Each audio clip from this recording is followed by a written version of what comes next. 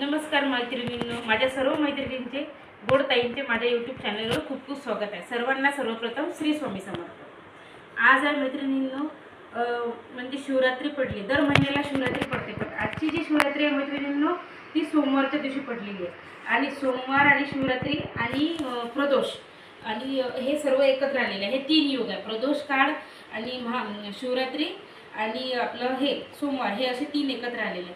त्यामुळे आपल्याला काय करायचं आहे, महादेवाचं शिवनामावलीचं नामस्मरण करायचं आहे। शिवनामावली केल्याने मैत्रिणींनो तुमच्या मिस्टरांच्या म्हणजे मिस्टरांमध्ये पण खूप फरक पडते। ज्यांचे मिस्टर गरम असतात, काही लोकांचे मिस्टर ऐकत नाही, अशांसाठी ही शिवनामावली जास्तीत जास्त, मुलांसाठी, त्यानंतर घरातल्या बरकतीसाठी ही शिवनामावली।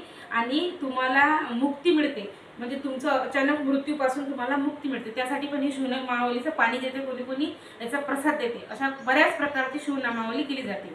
तर शिवनामावली करताना मैत्रिणींनो आपल्याला आपल्याला कलशाची स्थापना करायची। एकदम साधी सिंपल पूजा आहे। त्यानंतर आपल्याला दीप प्रज्वलन करून घ्यायचं आहे।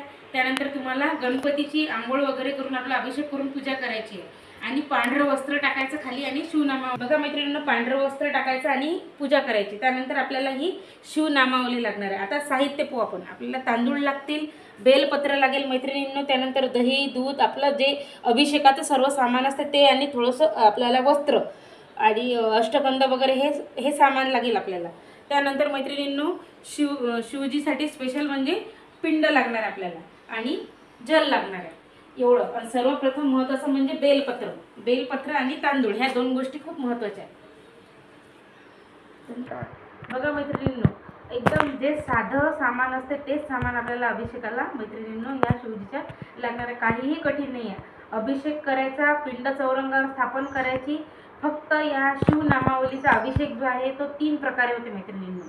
3 प्रकारे म्हणजे कसा होते, एक तर तुम्ही तांदूळ वापरू शकता, न तुटलेला तांदूळ, अखंड, पूर्ण अखंड चावल म्हणजे अखंड आपल्याला तांदूळ घ्यायचे आहे। त्यानंतर बघा मैत्रिणींनो, अखंड तांदूळ घेतल्यानंतर तुम्ही बेलपत्र घेऊ शकता, किंवा फुलं, पांढरे फुलं घेऊ शकता, किंवा आणखी दुसरे कुठले जे मिळतील तुम्हाला ते फुलं, गुलाबाचे पण घेऊ शकता, कमळाचे पण घेऊ शकता।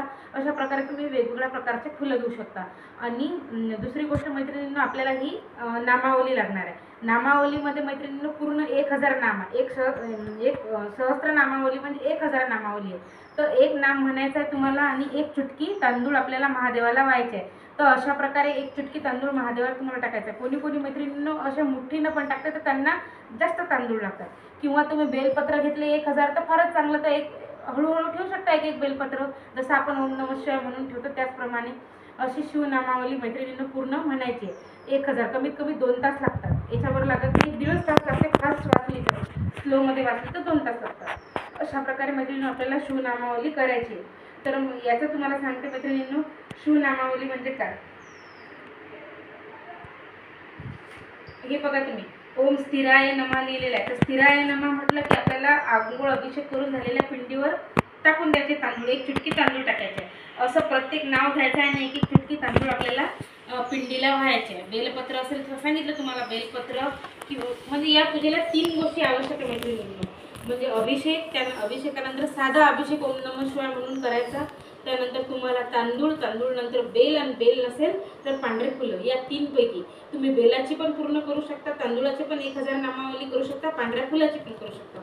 अशा प्रकारे आपल्याला शिवनामावली करायची। आता मैत्रिणी म्हणतील की जे तांदूळ आपण वाहले त्याचं काय करायचं। आता सर्वात महत्त्वाचा उपाय म्हणजे त्या तांदूळाचा उपयोग। मैत्रिणींनो, त्या तांदूळ जे वाहले आपण ते तांदूळ आहे, तुम्ही मंदिरामध्ये ब्राह्मणाला पण देऊ शकता, पण शक्यतो आता ते तांदूळ जेव्हा आपण महादेवाला वाहतो तेव्हा ते अभिमंत्रित होतात, सर्वात पॉवरफुल तांदूळ होतात ते, अभिमंत्रित झालेले तांदूळ आहेत। त्याचा आपल्याला गोड भात करायचा आहे मैत्रिणींनो, आणि गोड भात केल्यावर त्याचा नैवेद्य आधी देवाला दाखवायचा आहे। देवाला दाखवल्यानंतर तुमच्या घरामध्ये विशेषतः याला कसं आहे मैत्रिणींनो, असं पाहायचं आहे मैत्रिणींनो की तुम्हाला ज्या दिवशी हा भात अशा दिवशी करायचा आहे, लगेच जर दुसऱ्या दिवशी केला तर फार चांगलं, मंगळवार पडतो, सकाळीच करून घ्यायचं आणि खाऊन घ्यायचं। तर नाहीच झालं तर तुम्ही कुठल्याही प्रकारचं म्हणजे नॉनव्हेज हा प्रकार पाहिजे नाही। हा भात ज्या दिवशी केला तुम्ही त्या दिवशी नॉनव्हेजचा किंवा मद्यपान केलेला कुठलाही प्रकार नाही, शुद्धतेनं आणि शुद्ध यानं हा भात करायचा आणि खायचा। हा एवढा पॉवरफुल आहे की तुम्हाला स्वतःही जाणवेल की तुमच्या मुलांमध्ये बदल येतील, तुमच्या मिस्टरांमध्ये. कोणाचे मिस्टर खूप गरम आहे, त्यांचं ऐकत नाही, त्याच्यात पण फरक पडेल आणि पैसा आदल्यात पण फरक पडेल. म्हणजे असा खूप परिणाम आहे की तुम्हाला घरामध्ये प्रसन्न वाटेल आणि साक्षात तुमच्या घरामध्ये नामावली पडल्यामुळे घराच्या 4 भिंतीचं वातावरण पण सकारात्मक ऊर्जा मिळून जाईल. तर अशा प्रकारे आपल्याला शिवनामावली मैत्रिणींनो करायची आहे. साधी सरळ आहे. शिवनामावलीची पूजा आरती आपल्या शिवनामावली पूर्ण झाली की आरती करायची आहे. तुम्हाला जर आणखीन कुठलं शिवजीचं स्तोत्र येत असेल तर तुम्ही स्तोत्र 11वा अध्याय शिवलेला अमृताचा वाचू शकता. फक्त आता असं आहे की ज्या दिवशी शिवरात्री आली, शिवरात्री सोमवार एकत्र आला त्या दिवशी म्हणजे खूप चांगला दिवस आहे. तशी शिवनामावली तुम्ही सोमवारी पण केली तरी चालेल. 5000 शिवनामावली, 5001 किंवा 1001 शिवनामावली किंवा आपलं 1,00,000 शिवनामावली तुम्ही करू शकता. अशा प्रकारे तुम्हाला शिवनामावली करायची. तर सरती जे तुम्ही नावं घेणार आहे ते म्हणजे पूर्ण पॉवरफुल त्याचं घरामध्ये वातावरणामध्ये सकारात्मक ऊर्जा निर्माण करण्याचं काम शिवजीच्या एका पूजेमुळे पूर्ण घरातली एनर्जी आहे ती एनर्जी तुम्ही त्यावेळेस जर चेक केली तर एकदम पॉझिटिव्ह एनर्जी घरामध्ये मैत्रिणींनो राहते. त्यासाठी ही शिवनामावली मैत्रिणींनो केली जाते. शिवनामावली करण्याचे खूप सारे फायदे आहेत मैत्रिणींनो. तर दर सोमवारी पण तुम्ही करू, शुद्ध मनाने पूजा करायची. जशी 16 सोमवाराची पूजा करता तशी शिवनामावलीची पण पूजा करायची. अशा तुम्ही शिवनामावल्या मैत्रिणींनो 11 करू शकता.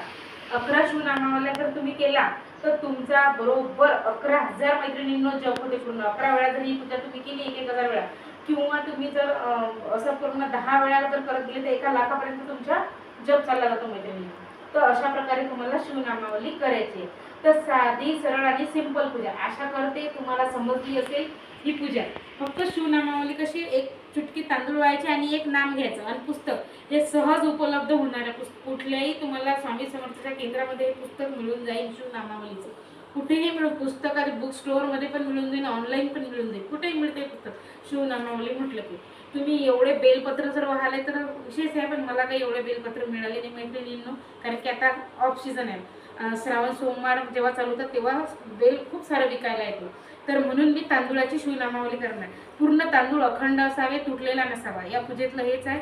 आपण आधी थोडेसे चेक करायचे, हातात घ्यायचे आधीच असे पाहून घ्यायचे, तर अखंड तर बाजूला करायचं तुटलेला असला तर, आणि नंतर असे वाहायचे. अशा प्रकारे